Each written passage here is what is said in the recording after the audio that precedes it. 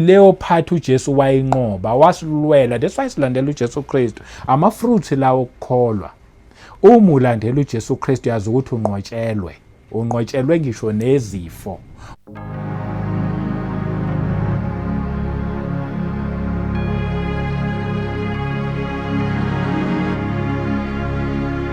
Welcome once again kwiKota2 Media. Igama lami ngumduduzi ngwakashabangu. Asibingelele sibonga umoya ongcwele khona phakathi kwethu. Siyabonga nje njalo silokhu sihlangana sokhuluma indaba lezi ezimnandi. Ngiyathemba nje impela futhi ukuthi namhlanje sothi siqeda la yobusizakele. So ungashintshi, ungayindawo lahlekanga. Sendaweni right impela la sikhuluma khona indaba nje ezithinta umuntu kanye noNkulunkulu. Asinakho okunye la. Ngiyabonga abazalwane ngokukhulisa nje lo msebenzi, ne-subscriber, ni-like, ni-commenta, nakuma-channel members siyanibonga kakhulu. Nangayo yonke nje support ngemikhuleko, nabade beqhamuka ngeminikelo, bazalwane konke inhlosi yodwa ukuthi mayiqhubeke le message, mawuqhubeke lo msebenzi uye phambili. Silapho nje sikhuluma one language nje ethi abantu bonke mabezwe basindiswe, basizakala abantu kuyindawo zonke. Sikhuluma ke ngeindlela eziningi nangama support nazo zonke lezo ndlela. So siyabonga. Ngiphinde ngidlulise futhi indaba ye message nje ukuthi 27 April umkhuleko usasekhona bazalwane, usamile nje. 27 April siya eNgcobo eEastern Cape lapho sobe sokhuleka khona. Sithunyiwe ikhona message la ku YouTube eyaza no Prophet uKhalipha uSisunomtha. Mhlawumbe ungayobheka lapho mangabe ukuthi into lengikhuluma ngayo ubungayazi, ungayobheka lapho ukuthi imayelana nani lo mkhuleko lowo. Yonke ama details wonke akhona lapho. So nje siyakhona impela sokhuleka.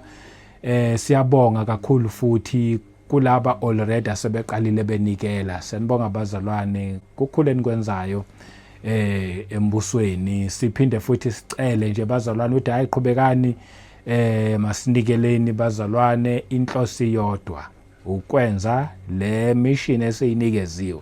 Because le mission ayinikezanga uSisinomtha yedwa, ayinikezanga futhi iKota2 Media nje, kodwa sinikezwe sonke, saphathiswa nje, and kulele kuthina futhi ukuthi siyiphasise yenze kibe impumelelo. Ithina nje sibambisene, yebo, ngendlela sibambisana ngayo. So ngiyabonga kakhulu bazalwane. Asigeneni ke kwi-message yanamhlanje kuMatthew.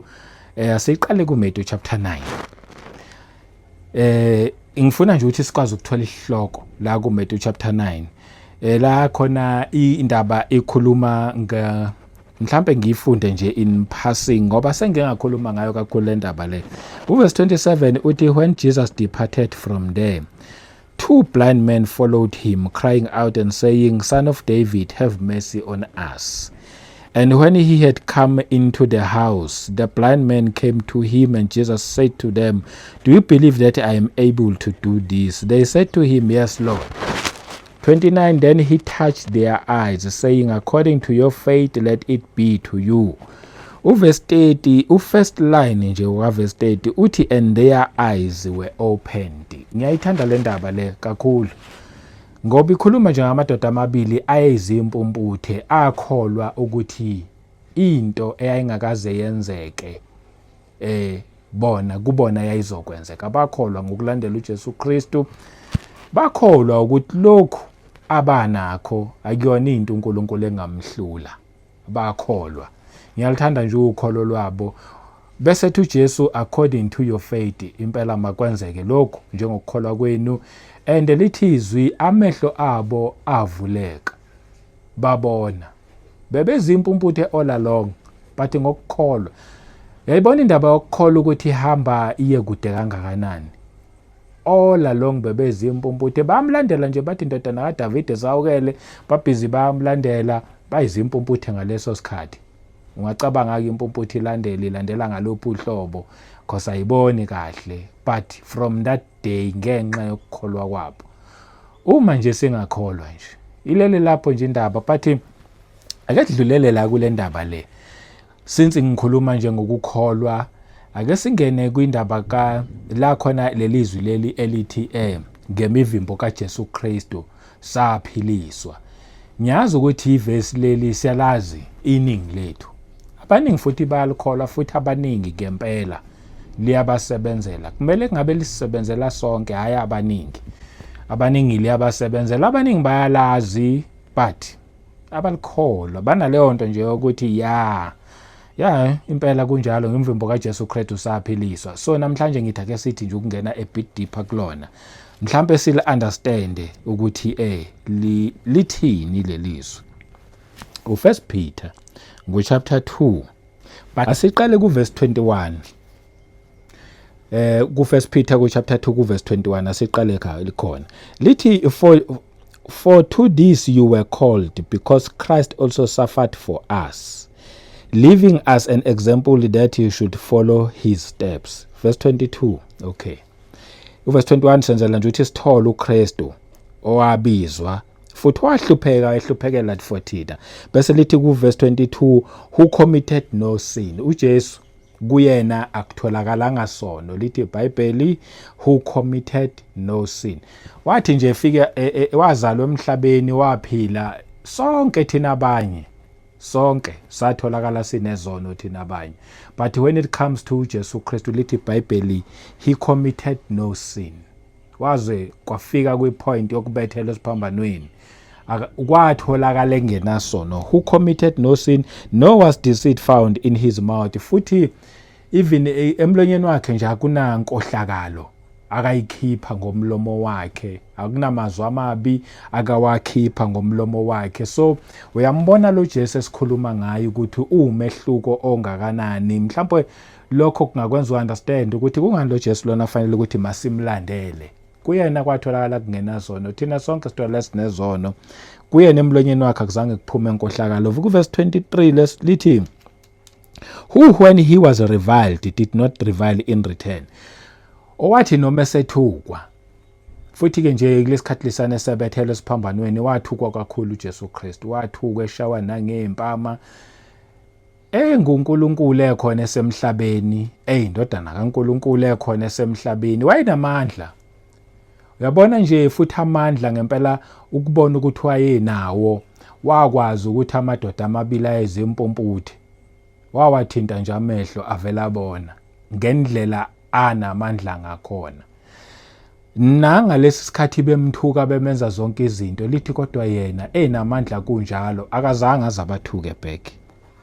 Babemthuka bezenzela konke but akazange abuyisele. When he suffered, ngesikhathi ehlupheka, he did not threaten but committed himself to him who judges righteously.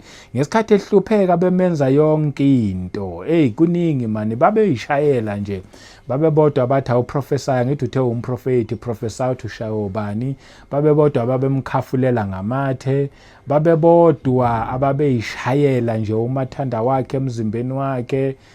Kuningi nje ababekwenza. Ubuhlungu abuthwala uJesu Kristu for thina buxa kukwenza. Uthi lutho mangabe ulifunda lelizwi leli, kubo bonke lobo buhlungu lobo akazange azawakhipha ama-threats. Akazange athi yabona ke njengoba ningishaya nje kulungile kodwa nisazobona kahle. Akazange, there was no threatening. Azange akhipha ama-threats uJesu Kristu, but instead wazinikezela kuNkulunkulu okuyena owahlulela ngobulungiswa. Wathi yazini uNkulunkulu uyena owahlulela ngokulunga la, wazinikezela kuyena, wadela konke kuyena. Lalela ke lithi mangabe ulifunda nje uverse 24, who himself bore our sins in his own body. Emzimbeni wakhe wathwala izono zethu. Uzwile lapha kuverse 22 lithi who committed no sin. Kuyena kwakungenacala, kwakungenasono, wayengekho, wayemuhle nje ephelele nje, emuhle, ethandwa uNkulunkulu. Wazi uJesu, wazi uNkulunkulu mayeqeda nje kuphuma emanzini, eqeda kubhabhadiswa, wathi this is my beloved son, because there was no sin in him. Wathi this is my beloved son in whom I am well pleased. Engithokozile ngayo ngoba kuyena kwakungenasono, kwakungenalutho. But mawulifunda ku verse 24 lithi who himself bore our sins. Wathi emuhle njalo wasethi-ke ke manje kuye uzothwala izono zethu in his own body on the tree. elenga emthini laphayana emzimbeni wakhe wathwala izono zethu. Mhlawumbe omunye umuntu angathi ya wayithwala izono zabo bonke abantu, but mina angi-understand indaba yokuthi wathwala izono zami kanjani, ngoba mina nginasono. Because abanye abantu ngempela bayiphethe kahle ngendlela exa ukwenza.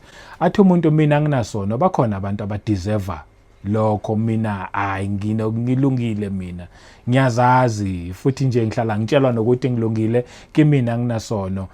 Lalela, wonke umuntu ozalelwe emhlabeni, wonke nanoma ngabe ubani owazalelwe emhlabeni utholakale nesono ngaphandle kaJesu Kristu kuphela. And ukuyifakazela le asiyibheke kuRomans. Romans chapter 5 verse 12. uRomans chapter 5 verse 12 uthi, therefore just as through one man sin entered the world, ngoyedwa isono savele sangena kumhlaba wonke ngoyedwa, and that through sin, emva kwalokho sekungene isono kwasekulandela ukufa. Sangena isono ngoyedwa, emveni kwalokho kweza ukufa ngenxa yesono. And thus death spread to all men, then ukufa kwasekusabalala kuwo wonke umuntu, spread to all men, because all sinned, because sonke sitholakale senze njani, sonile. Akekho nanoyedwa umuntu ongathi yena akazange atholakale onile except uJesu Kristu kuphela. That's why ke uNkulunkulu wabe esenza icebo, because wayabona ukuthi ngoyedwa uAdam okwangena ngaye isono, ukhokho wethu sonke nje uAdam, sonke, noma ngabe umnyama noma umhlophe noma bunjani, uAdam ukhokho wethu sonke. Ngaye kwangena isono, and isono sathi mase singenile sasisabalala kumhlaba wonke, futhi leso sono sasesiletha ukufa kwafinyelela kubantu kumhlaba wonke. Ngani? Ngoyedwa nje kuphela. Lalela-ke, uma ngabe uNkulunkulu ebuka umhlaba wabona nje ukuthi abantu bonke ngenxa yesono badeserve ukufa, bayolahlwa, but waselenza icebo, wathumela uJesu Kristu inkosi nomsindisi. Elithi iBhayibheli wathi mayifika emhlabeni watholakala engenacala, njengoba ngiyalifunda nje lapha ku1 Peter, who committed no sin, no was deceit found in his mouth. Lithi ku24, who himself bore our sins in his own body on the tree, that we having died to sins, thina abantu esasesifile ezonweni, thina sonke, weza wafika wathwala ukufa kwethu, ukuthi thina sonke basesifile ezonweni. Okusho ukuthi thina besilokhu sithi siyaphila kahle kahle besingaphili, besifile ezonweni. Siphile nini? Siphile that day si confess uJesu ngemlomo yethu, sikholwa ukuthi uNkulunkulu wamvusa kwabafileyo. Ngalelo langa lelo sivuma ukuthi uJesu Kristu uyinkosi. Saqala lapho ukuphila, but all along besifile ngenxa yezono. Lalela-ke, lithi that we having died to sins might live for righteousness, ukuthi thina-ke satholakala sifile ezonweni, siphile kube ukulunga. Yabona-ke mangabe usuwamukela uJesu Kristu, ubusuphila-ke manje, uphile kube ukulunga. Kungani ngiqala le ndaba le? Khona la ngiyakhona, but ngifuna ukuthi si-understand this part, futhi ngiyazi ukuthi siyayikholwa this part. Le ethu Jesu weza emhlabeni wafela izono zethu, siyakholwa lokho. Weza ngempela wafela izono zethu. Le phathi lena ethi mawamukela uJesu Kristu ngomlomo wakho, uconfessa uthi uJesu Kristu uyinkosi nomsindisi okuphila kwakho, then usunokuphila okuyingunaphakade. Ukholwe enhlizweni yakho ukuthi uNkulunkulu wamvusa kwabafileyo, then usunokuphila okuyingunaphakade. Uma ukholwa ilawa amazwi lawa athi uJesu owatholakala engenasono, wathatha izono zethu emzimbeni wakhe, walenga esiphambanweni, thina esasesifile ezonweni ukuze sizophila kube ukulunga. Uma ukholwa lokho ukuthi mawusunoJesu usunokuphila okuyingunaphakade, yabona uma ngabe konke lokho uyakholwa ukuthi yabona since nje ngamukela uJesu, definitely ngiyekuphileni okuyingunaphakade, ikhaya lami izulu. Yabona uma ngabe uyiloyo muntu loyo okholwa ilawo mazwi lawo, njengoba nje ngilokhu ngiwafunda lawa mazwi lawa, ngizothi-ke mina ngiyacela ukholwe nanayi lawa mazwi lawa futhi. Ngiqedelela uverse 24. Akholwe lawa mazwi ngoba abaningi makufika kulawa mazwi lawa akholula ukuthi bawakholwe lawa mazwi. Athini-ke lawa mazwi mawusengiqedelela uverse 24 ka 1 Peter chapter 2. Lithi by whose stripes you were healed. Ngemivimbo yakhe saphiliswa. Ngemivimbo kaJesu Kristu saphiliswa. Akholwe lawo mazwi. Abantu abaningi bathi uma ngabe bekhuluma bathi hayi ama healings lama miracles lawayana ayenzeka kulabo abawu2 ababeyizimpumputhe nabo bonke abanye ofunda ngabe eBhayibhelini abaphila ngekhathi zika Jesu nangekhathi zabafundi bathi sekwadlula lokho akusenzeki manje. Uma ubabuza ukuthi uyakholwa yini ukuthi ikhona insindiso manje? Yes, bayakholwa ukuthi ikhona insindiso manje mawamukela uJesu kunokuphila kwengona phakade. But musu ubabuza ukuthi uma usunoJesu uyakholwa yini ukuthi noma ngabe yikuphi ukugula waphiliswa khona? Akukholula ukuthi bakholwe bathi cha akusenzeki manje. Ngizothi mina ke le ndaba engiyifundayo ikwi-New Testament u1 Peter ebhalele ethini. Yabona nje wonke umuntu oneBhayibheli ofunda lelizwi libhalelwe yena lelizwi. Uma uJesu engakabuye emhlabeni ukuzolanda ibandla lakhe, lawa mazwi lawa asalokho esaphila nje, asalokho esasebenza. Athi lawa mazwi by whose stripes you were healed, ngemivimbo kaJesu Kristu. Athi ngalesikhathi lesana bemshaya, wayengakwazi ukuyiphendulela uJesu ngesikhathi bemshaya, wayengakwazi ukubathreatina, wayengakwazi ukuthi ayishayele bona futhi uma ngabe wayethanda ukwenza lokho, but wayeka wathi cha mabangakwenzi konke, yena ngeke azaphendule.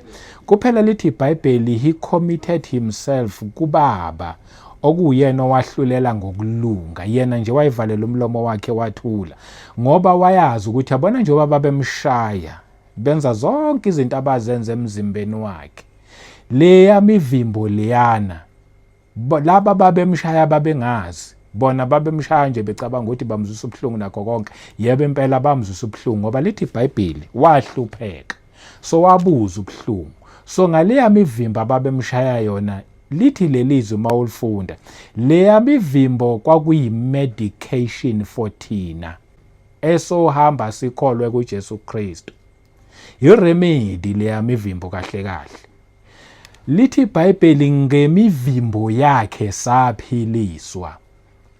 And alizange lithi iBhayibheli saphiliswa mhlambe kwezinye izifo hayi cha lapho Yebo impela iBhayibheli liyasho ukuthi ngeyikhathi zokugcina kuyoba khona izifo ezingalapheki koba njani kunjani. Ukugula into ekhona impela nje, into ekhona ngeke size siyiphike, ikhona esemhlabeni futhi ukugula akuhlasela abantu abangakholwa kuphela, kuhlasela okholwayo nongakholwa noma ngabani kuyamfikela umuntu.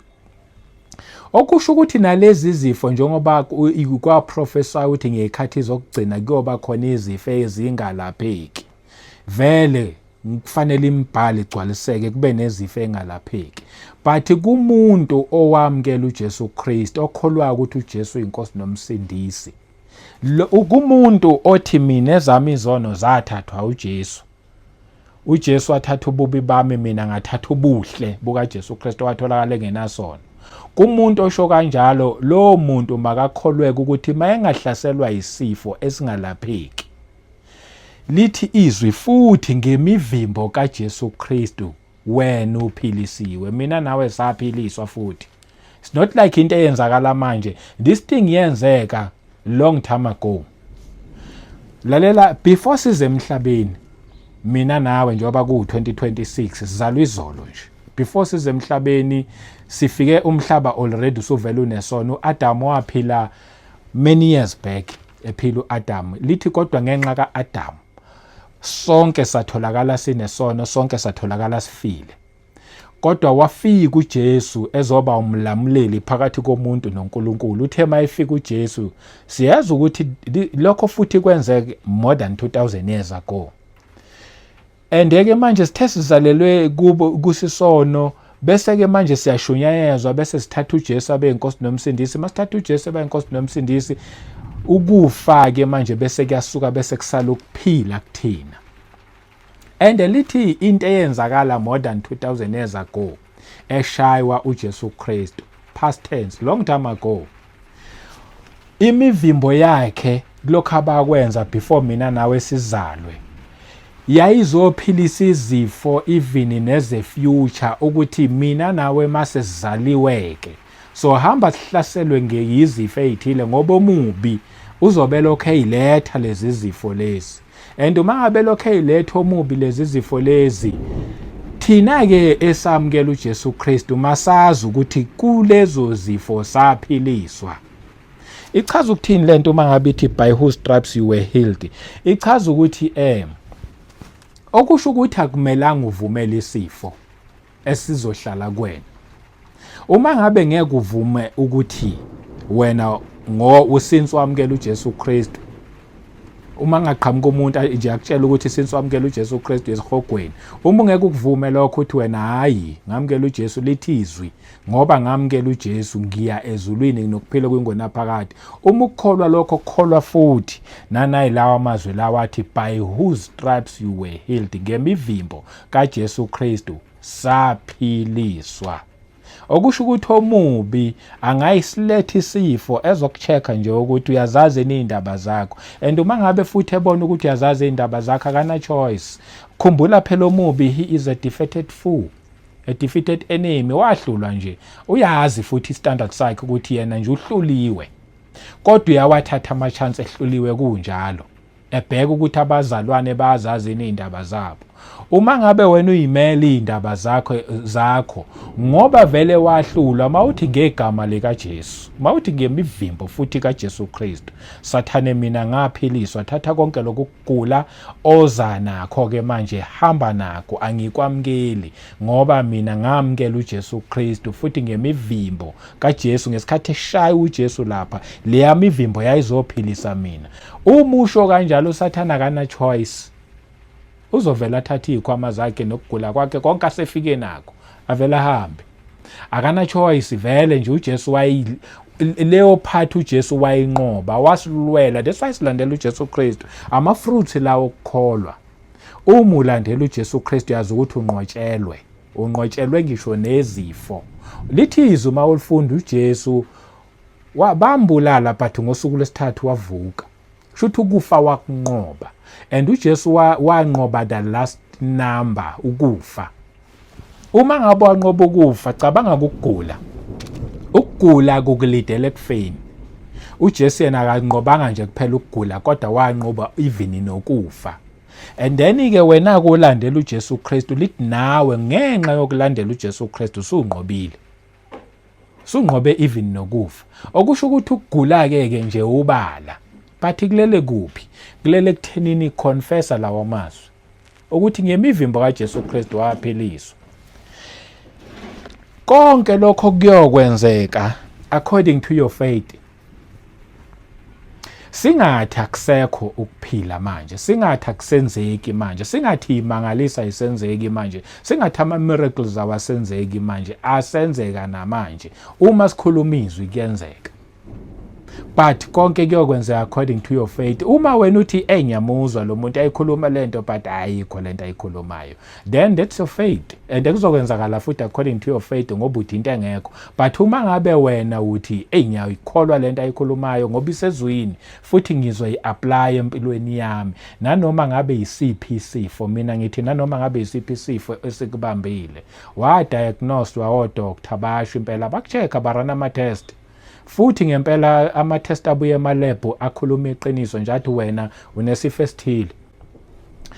Deny that sickness ngegama lika Jesu Kristu, ungasivumeli kuwena. Abakuhlola bakuthola ukuthi okukhona, and nawe uyawezwa ama-symptoms, uyabuzwa lobu buhlungu. Yithi ubuza ubuhlungu bunjalo, uconfesse lawa amazwi ngemivimbo kaJesu Kristu ngaphiliswa. Ungakuconfess ukugula, confess ukuthi ngemivimbo kaJesu Kristu ngaphiliswa. Uzobona imangaliso ngemivimbo kaJesu Kristu, uzophila ngoba waphiliswa. Before ugula ubusuvela usuphilisiwe, ugula nje already uphilisiwe. Njengoba lokhu uqhubeka nokugula wena kahle uphilisiwe, indaba uJesu uyiqedile. Kuphela kusele kuphi? Kusele your faith. kokwenzakala according to your faith. Ake ngimela for today. Bengifuna nje ukuthi ngihlale kakhulu kule ndaba ukuze mangilo ngiqhubeka ngiphinde ngiyiquote ngoba ngizohamba ngilo ngiyiquote vele. Uma ngabe ngilo ngiyiquote ngibe sengike ngakhuluma kabanzi ngayo ukuthi uma sikholwa ukuthi thina sasisindisiwe thina sinekhaya ezolwini, kholwa ke futhi ukuthi nokufa kusenamandla kuwena. uJesu wasinqobela ngemivimbo leya, imivimbo leya uJesu abayenze emzimbeni yakhe kwakuyiremedy, kwakuyimedication ukuthi each and every time mangathi uthi nje usathane ngithi ngemivimbo kaJesu Kristu ngaphiliswa, and then usathana kana choice uzohamba. Ngizothi mina maswamele lama rights awethu lawo. Yabo makukhulunywa ke ngezinto ekuthiwa ama rights, amalungelo, ayikusuke kukhulunywa ngento ezinjena ke. Nawa kamalungelo okufanele swamele sime ngenyawo embili.